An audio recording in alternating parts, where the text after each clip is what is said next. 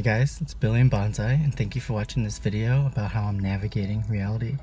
And today I want to talk about the law of consciousness and my own personal experience this past year of kind of navigating reality in terms of, I guess, like financial, emotional, and yeah, just trying to keep my balance overall. And basically this year has been, very chaotic for everyone, and including myself. I live in Brooklyn, and so my rent and my bills are a little bit more expensive than most places to live, and so that's been a constant kind of learning process for me in maintaining my own balance to then be financially and emotionally stable during these times. And so like this last year or even 2 years, I've been kind of testing myself with this knowledge and about creating reality. So for a while, I decided not to pay some rent and some bills just because I knew the law of consciousness and the whole process of manifesting reality. And I knew that no matter what happened, whatever I believed in would be my only experience of it. So I knew that I would never experience anything as severe as losing my apartment and stuff like that. So for a few months I just didn't pay anything, and by the summer of this year, of like I think July or August, I owed almost 20 grand in rent and bills. And so anyone in that situation would kind of panic and freak out. But I got to a place where, that definitely was happening within me emotionally. I was kind of like a nervous wreck, and in the process of this change and testing myself, because it's like I have to put my money where my mouth is. If I like talking about this knowledge, I have to be confident enough because I've experienced it. So I tested it to the best way I could to not only help my confidence, but to really experience this knowledge and have the wisdom from it, to be like, this works and I am proof of it. And the only reason why I took this kind of more severe test than normal is that when I first moved to New York, I was living in a studio apartment with my girlfriend, and it wasn't the best situation for us. It was kind of like everything that you believe in first time moving to New York, like a bed bug problem, not a lot of space, and just it kind of more noisy than we wanted. But the location was great, but I was in a situation I didn't like, and I kept on imagining and feeling what I wanted to experience, not knowing about this law of consciousness or conscious of it.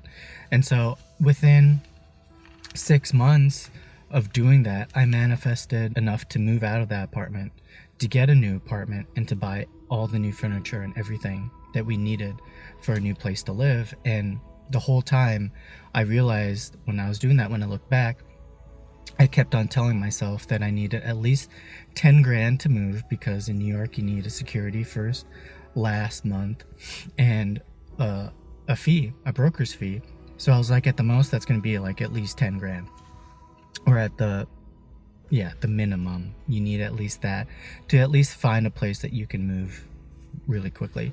And then I was like, well, new furniture, I need like at least another 10 grand for everything that I really wanted, and all the costs of moving, etc. So then I manifested 2 jobs that paid me $25,000. And all I remember when I look back at it is I held the vibration and the feeling that all of that I wanted was already true.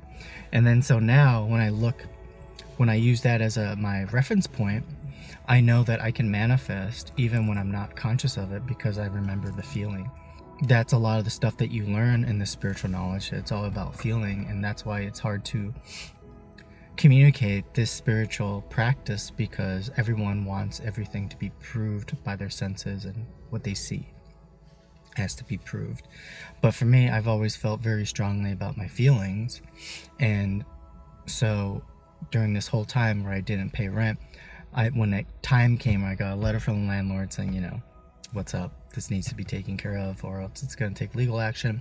I was like, okay, now I need to practice, or now I need to test myself. And from summer until now, in that practicing, I manifested jobs, I got help from this COVID rent relief program. Basically, I just manifested, no matter how the universe presented it to me, I paid it all off because I knew that my feelings is what creates reality.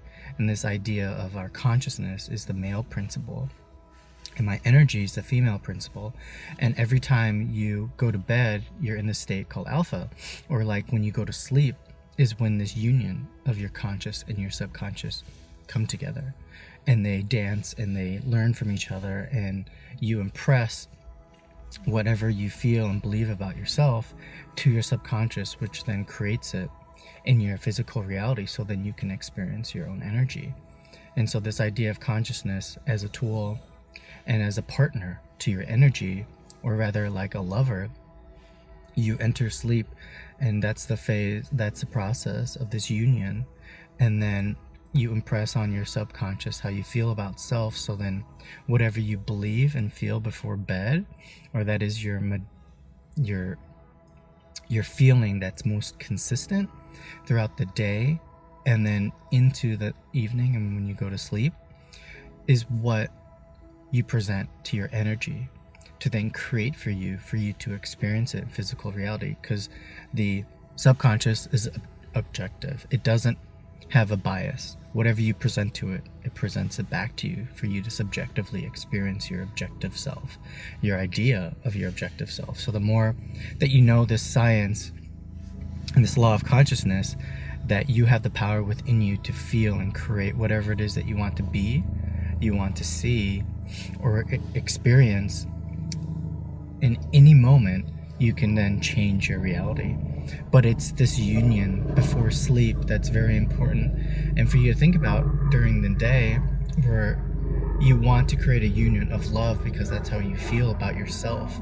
And this energy, this inner romance inside of you, then will present that to you in physical reality as this romance. So then I just focused on that and then created enough energy where the idea of lack or my unconscious behavior was gone and everything was paid for.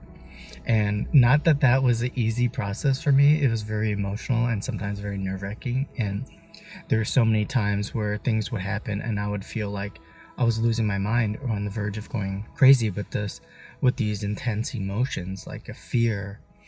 But I just kept holding myself. It's like, this is not real. It's just a chemical process of my transformation because of my energy. That was a huge thing I learned from it, is that your body has to go through transformation, and sometimes it's uncomfortable and you just have to endure it. You know, you have to realize that this old part of you has to die, and it's going to feel like that, you know, this inner death. And then it transforms you, and your energy is purified and cleansed in a way that you feel that you can create anything whenever you want, and you feel like just a constant charged battery. And whatever you focus with your entire self in union in this inner romance, everything can change for you in an instant. And that's why this work is so cool. And so I feel like important to everyone to realize the self-actualization of themselves, because then everything will just be that, will just be joy and peace and happiness, because it exists within you. And the only thing is for us to remember that and to test it and practice it, rather than being controlled by these five senses, this physical reality and this body of the senses. And so like anytime that you're trying to create something, really believe in it and feel like you already have it, because then that's how you self-actualize this experience of yourself in physical reality as a mirror. And then it can experience in whatever way the universe will present it to you holographically, but it's just based upon your feeling about yourself. And that's the most powerful thing about this law of consciousness, about your own consciousness, is that once you realize that everything is conscious and all that you have to be is consciously aware of what you want, and then that will change your energy, so that everything will be an experience of that, because you are aware of it. And most of the time we're just aware of fear, of pain, of lack, of duality, and of anger, and these emotions from these five senses, rather than the possibility of a future that is beyond your past. And so we have to keep practicing and pushing our mind to develop new scenes, new realities, and new feelings that are different from our past, so then our reality and ourselves can change. But once you make that decision and dedicate yourself to this work and practice it, you'll experience things you can't even fathom and you can't even dream. And then it'll make you feel much more unlimited than you've ever felt before, and what you actually possible for you in creating reality. Because that's what excites me, is the power of a consciousness that is unlimited in creating reality. But it's just the way that you can imagine and feel a new reality and create it with your inner senses is what really is exciting, because then it's like our imagination can heal, can transform, and it can create something that we've never even seen before, and only for the benefit of all. And that's the most beautiful thing that we can focus on in a new reality. Or at least that's what I'm focusing on, because that's what I want to experience in myself. So thank you again for watching, and I hope this video has helped you to understand more about the power of you, the power of your consciousness, why sleep and going into this alpha state and union with your energy or your subconscious is so meaningful and powerful in creating your reality and your dreams. Remember, sleep is very, very important. Bonsai really loves to sleep a lot, especially after the park. Thanks guys for watching, and please don't forget to subscribe on YouTube and join the 58 membership for more knowledge to empower your life.